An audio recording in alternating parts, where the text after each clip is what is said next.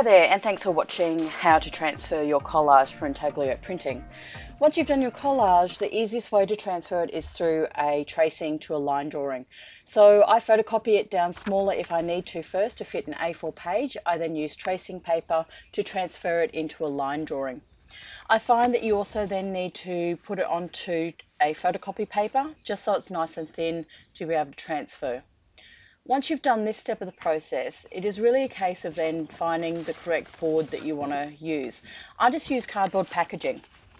Now, there's no sort of right or wrong way to do this, but I do find that the more expensive products do have a better cardboard packaging, and so they do hold up better if you are planning on doing a lot of print runs.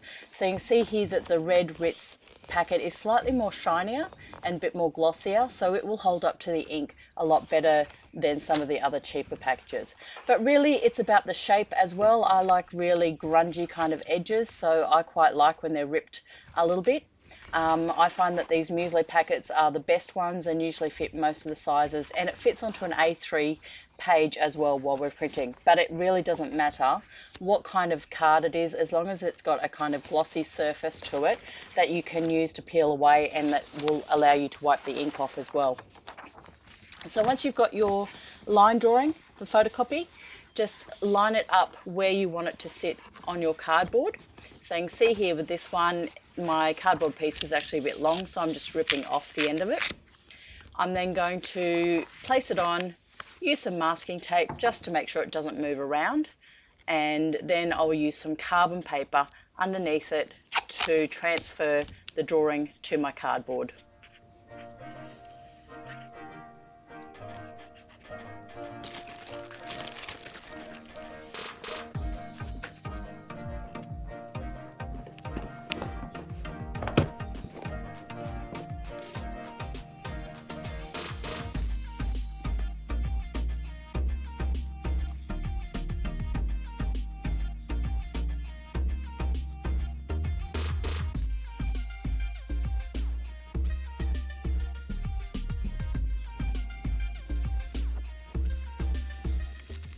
Okay, so we can see here that the carbon paper has transferred the image. I haven't traced all of the image just for this demonstration, quite nicely to the cardboard. If it's a really dark colour packaging, you may need to use oil pastel on the back of the photocopy to transfer it.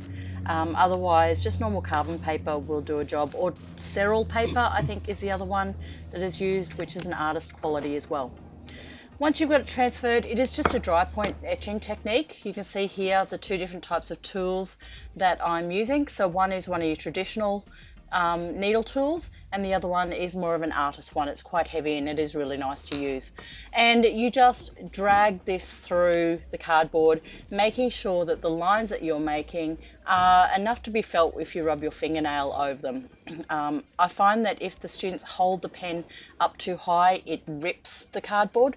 So just make sure that you have them holding it down at about a 45-degree angle to the page as they're doing it.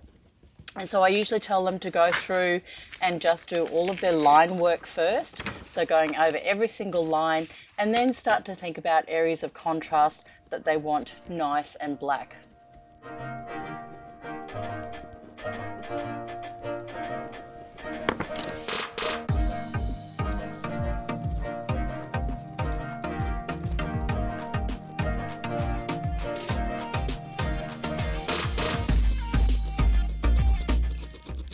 Okay, so I'm just finishing up transferring all of these lines or etching them in with my dry point tool, and I'm now going to remove some of the surface area so that I can get a nice chunky black. And you can see I'm just using my tool to lift up a corner, and then I am literally just peeling off the top surface of that cardboard to reveal the actual card or the paper area underneath.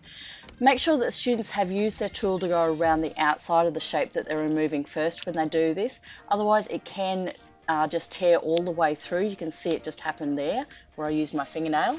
And just have the students go through and create areas of contrast with black. Other ways that the students can create texture is through actual stippling, and just through cross-hatching techniques as well. Exactly the same as what you would do if you were dry point etching onto a plexi plate or a plastic plate.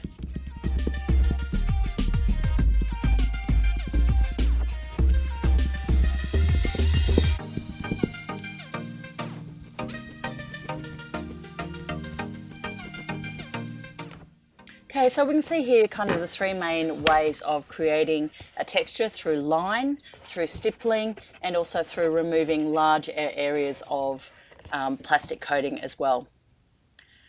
So we can see here this plate has been completed and it's been inked up, so it's got the black innote, and you can see the different effects of those different techniques. Students need to also think about the outside of the plate. So here we've got clear tape. So clear tape will print clear, masking tape will hold the ink, so you'll actually get areas of blackness. And you can see here where I've just done line work, I've removed the area of the glasses and things like that for that contrast. So making sure students think about balancing that contrast across the plate and then using the tape in the background areas to balance things out as well. So you can see here where it's been printed, and you can see the different areas of the clear tape and the masking tape. So that's the masking tape area there, and this is the clear tape up here. So the clear tape kind of has an outline instead of an actual area. Areas where we've removed the surface of the cardboard there, and our stippling through the tail of the lobster part as well.